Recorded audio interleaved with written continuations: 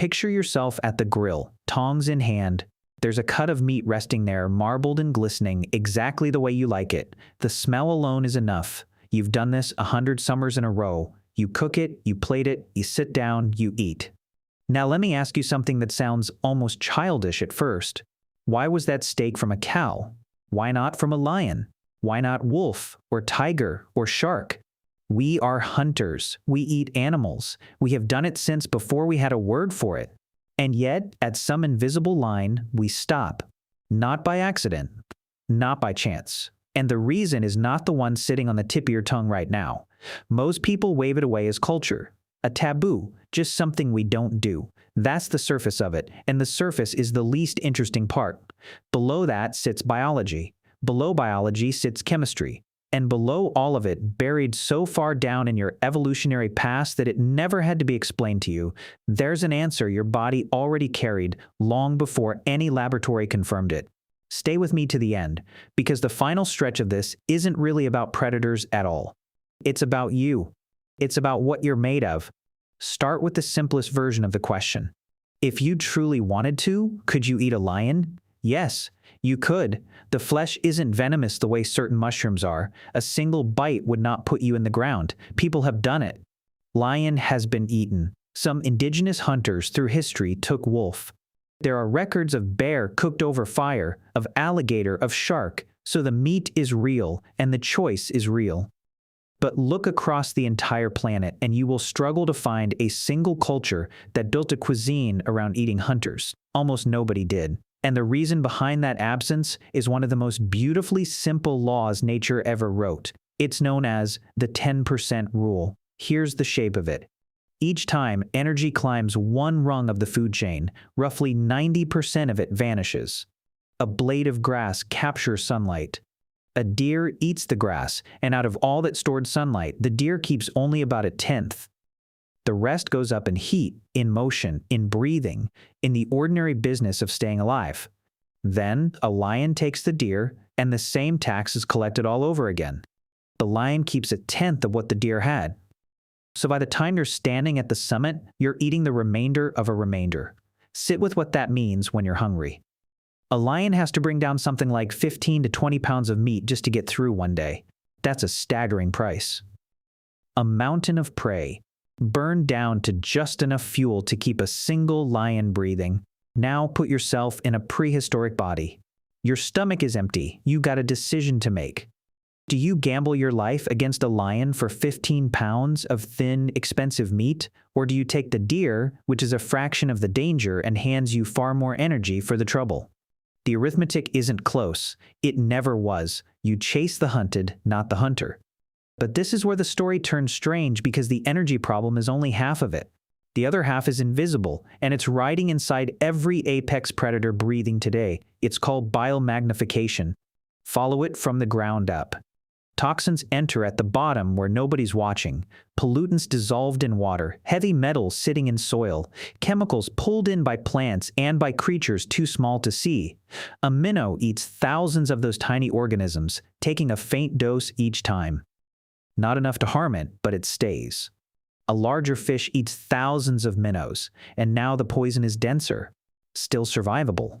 Then a hunting fish eats thousands of those, and the poison thickens again. By the time you arrive at the peak, the concentration isn't a bit higher. It can be 1,000,000 times what it was down at the bottom. This isn't speculation. It has been measured. It has been written down. In 1966, a scientist by the name of Charles Worcester examined eagles that were dying around the Great Lakes. Nothing was poisoning the eagles directly. They were simply eating fish.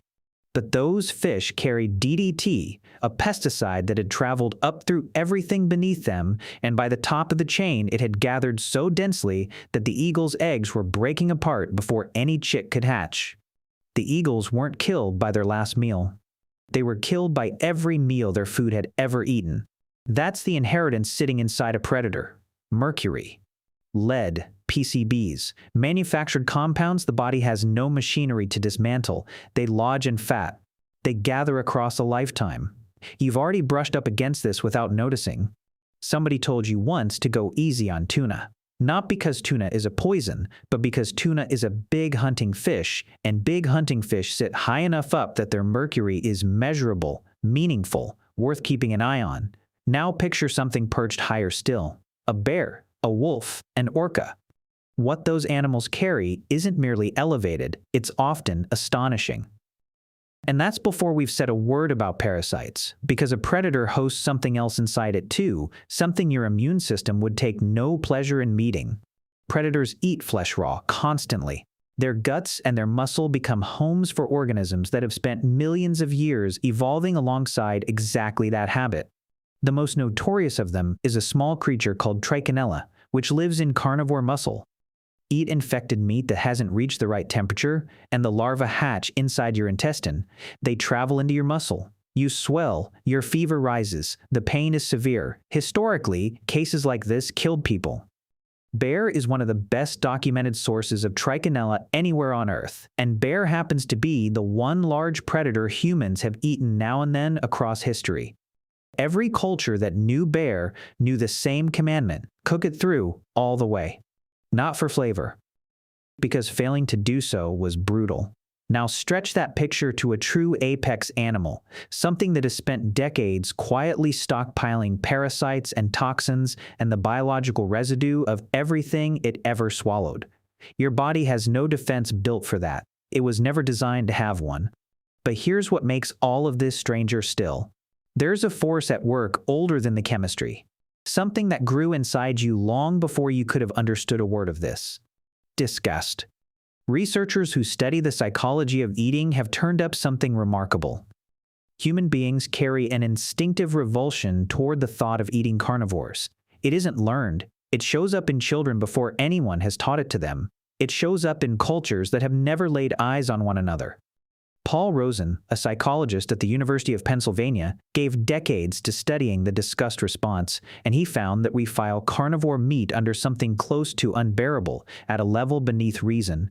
The explanation is evolutionary, and it's cold. Among your distant ancestors, the ones who felt nothing at the thought of eating a predator sometimes died for it. Toxins, parasites, the chemical freight stored in an apex carnivore's body.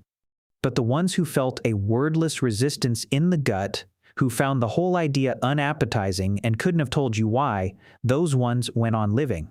They survived, and they handed that feeling forward. It ended up in you. If I asked you right now to imagine sinking your teeth into a thick, juicy wolf steak, something in you would recoil before the sentence even finished landing. That isn't etiquette. That is millions of years of your own bloodline living through precisely the situations that finished off everybody else. Your revulsion is an ancestral memory still talking. But now the twist, because not every hunter is forbidden, and the exceptions tell you what the rule actually is. We do eat predatory fish, carefully. We eat alligator. We eat bear. Shark turns up on plates in some cultures. We eat squid and octopus, which are savage hunters of the sea. What ties all of them together is that each sits low enough on the chain or lands on our plates seldom enough that the burden stays inside what a body can handle. So the law was never, no predators, ever. The law is that the higher you climb, the more the accumulation turns against you. And the one stationed at the very summit, the lions, the wolves, the orcas, the tigers, have spent whole lifetimes gathering into themselves whatever the world beneath them held. They aren't just animals. They're living records of everything the food chain ever touched. To eat one is to swallow that entire record. Compressed, stored, waiting. Your body understood this. Your ancestors paid for the lesson so that you wouldn't have to. And here's the part that will sit with you at your next meal. Every animal you have ever eaten, the chicken, the beef, the fish on Friday, every last one of them stood low enough on the chain that the chemical burden was survivable. Low enough that the parasites were a manageable gamble. Low enough that the old alarm in you never went off. What lands on your plate each day is the output of millions of years of selection pressure. You didn't stumble into it. Every cookbook you own, every recipe your grandmother sang from memory, was shaped by survival logic older than speech itself. That cow isn't only dinner. It's the conclusion of a calculation your ancestors ran across countless generations without ever setting it down in writing. And the creatures at the summit, the ones you'd never once think of putting on a plate, are up there because that's the address where danger keeps its house, on every floor, in every form. Hunting a predator is dangerous. Eating one is dangerous too. The whole system was assembled to hold you at a distance from them. Somehow, with no chemistry, no lenses, no idea what a toxin was or what a parasite did inside a body, your ancestors had already worked it out. And they passed the answer down the only way evolution knows how to pass anything down. They made it feel wrong, and you're standing here today because it worked.